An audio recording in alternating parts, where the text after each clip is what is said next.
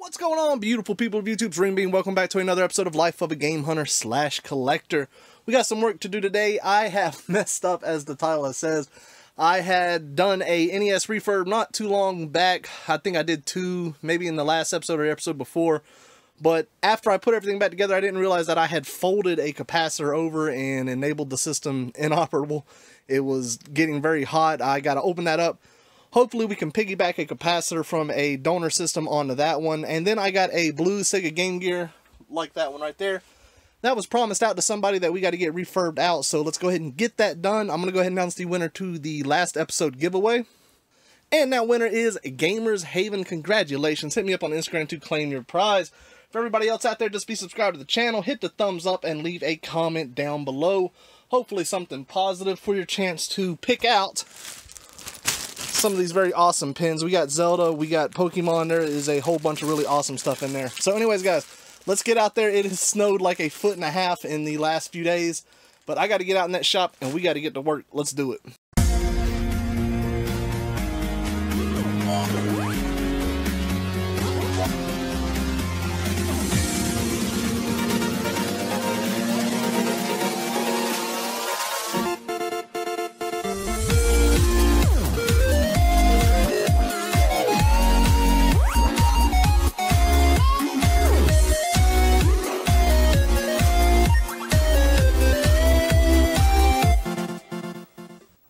Alright guys, so we are here in the shop. It's cold. We had like 1.5 feet of snow a few days ago. I got the heaters blaring in the back, but until it warms up, you might see a little bit of smoke from my mouth here. But anyways, this is a NES that I had a while back. Completely defective. We have absolutely no video signal. No matter what we do, I can get it to flicker, but it's not giving me any type of video signal at all. Got a feeling it's bad down in here, but it's not a bad thing for the fact that I need a donor NES to pull pieces from. I always have a NES that has something wrong with it. And here is a prime example. I'm kind of embarrassed about this one, but I did this refurb on this board. Everything went completely fine until I went to put it back together, and I folded one of the capacitors over, and when I put it back together and screwed it together, it just, it obliterated it. Now it does not cut on at all. Instead, it gets really hot, and I got a strong feeling it's that crunch capacitor right here. So what we're going to do, since this one is completely gone, I'm assuming it'll probably work with an RF, but I'm not worried about that. I need a donor system. Plus, there's so many of these pieces. People don't realize you can sell just about anything on these NESs. You can sell the tray here. You can sell the power button, the reset button. You can sell the controller ports. The shell itself, people will pay for that. Believe it or not, you can probably get more for an NES by listing everything individually, bringing it down. It's a little bit more work, but anytime I have a console where I just don't want to put that crazy amount of time into fixing a problem, I'll just make it a donor console, if that makes sense. So that's going to allow me to fix this one, which is refurbed except for that capacitor. So what I'm going to do is unplug this, and we are going to take this apart, and I'm going to remove one of those capacitors. Now, what's really nice about having a lot of amazing friends that I met through this community is I don't know everything about circuitry, all that, you know, all the jazz. I just pick it up as I go. And one buddy in particular, I reached out to him. I said, hey man, I need to know a substitute for one of these capacitors. This was before this problem. And he gave me a basic rundown on what I could do. Problem is, I don't have a replacement capacitor that falls in line with this one, so the best alternative is to piggyback one of these capacitors onto that.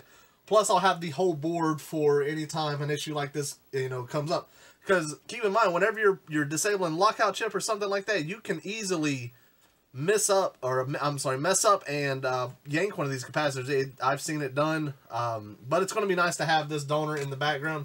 Plus, we can gut this thing out and sell all the pieces individually. So as far as your first piece that you can sell, like I said, this tray here, under £1, super light.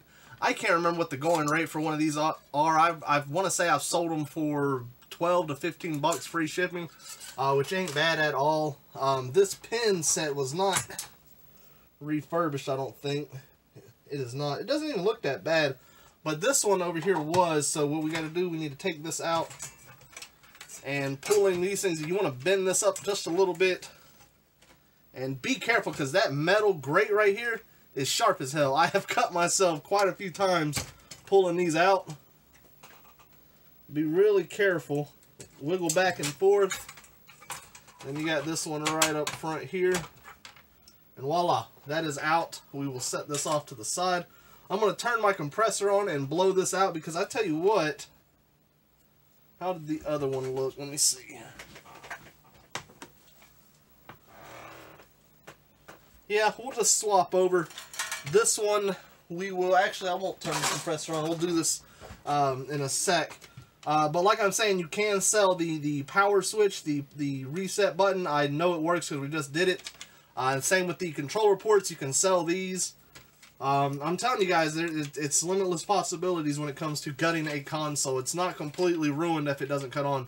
I could sell just this bottom tray if I really wanted to, because there is someone out there who has a problem there. Maybe there's this crack, something, and instead of buying a whole new nest, they would rather just buy the replacement piece and change it out themselves. So let's go ahead and heat up our iron here. Alright, so with the iron heated up here, we are going to fold this capacitor back. Yeah, it's all chipped and broken and oh, it's in terrible shape.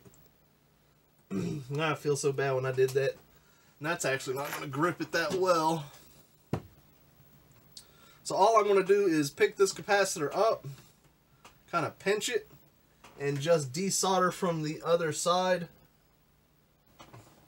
Alright, so we got the old capacitor out that we are going to replace here. All we got to do is simply put it in and cross our fingers the board did not fry from the damaged capacitor that was in it. So let's throw this ceramic in here. Alright, with that in, let's just add a little bit of solder and plug this up, and hopefully she's going to work now. Alright, so let's go ahead and get this thing set back up and just see if it's going to cut back on. Because before it wouldn't cut on at all. Instead it would just get very, very hot. And we're going to make sure we got this capacitor pushed back so we're not going to do the same mistake twice. Alright. Moment of truth is, will it actually power on? So let's see. I'm hopeful. Ah, and it did. Excellent. Let's see if it will play a game, because before it would not power on at all. After the refurb, it worked, and then it just stopped. I guess the capacitor got too crunched. I have no idea. It happens for sure. So let's see. Oh, wait a second. There we go. Voila, it is working now. Change that capacitor out. That was the issue.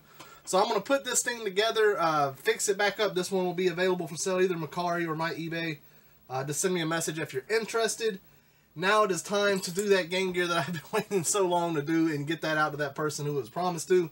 So let's go ahead and clear this out. It'll be a time-lapse video. You guys have seen them before. The reason that I do it, you know, they're cool to look at, but plus people can actually see the work that they're getting done. They're not getting gypped. They're getting the full refurb process. Throw on some awesome retro music. Sit back and relax. Let's check it out.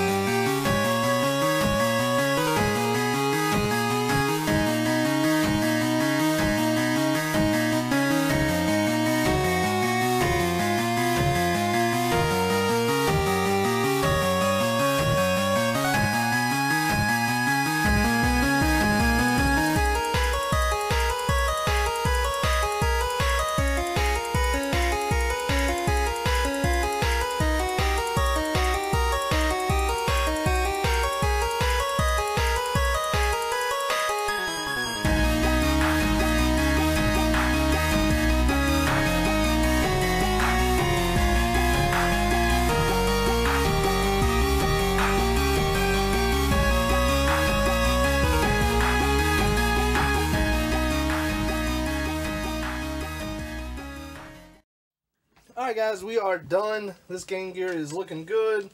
Got the full refurb on there. Let's make sure it powers on and does what it's supposed to do. So let's see here. Alright, we're going to throw our game in. Which I always test Sonic 2. It just starts up. It's, I mean, easily accessible. Everybody's got a copy of Sonic 2 for the game gear. Alright, let's see here. Make sure I'm not going to get burned by my iron here. Looks like she cuts on just fine. Brightness is working good. Sound is working great. Come in with that awesome music. There it is. I don't know how well the camera actually picks it up. Let's see. Well, I turned the power off, but my power brick is connected to that. So, can't really show you that well, but you can get the idea here. Maybe even turn this light off. But it looks good. I'm happy with it. The results, he should be happy with it. These blue models are not as common. This was owed to him for quite some time. Finally was able to get it done for him. But anyways, guys, that's it. I hope y'all enjoyed this episode. And as always, take care and enjoy the rest of your day.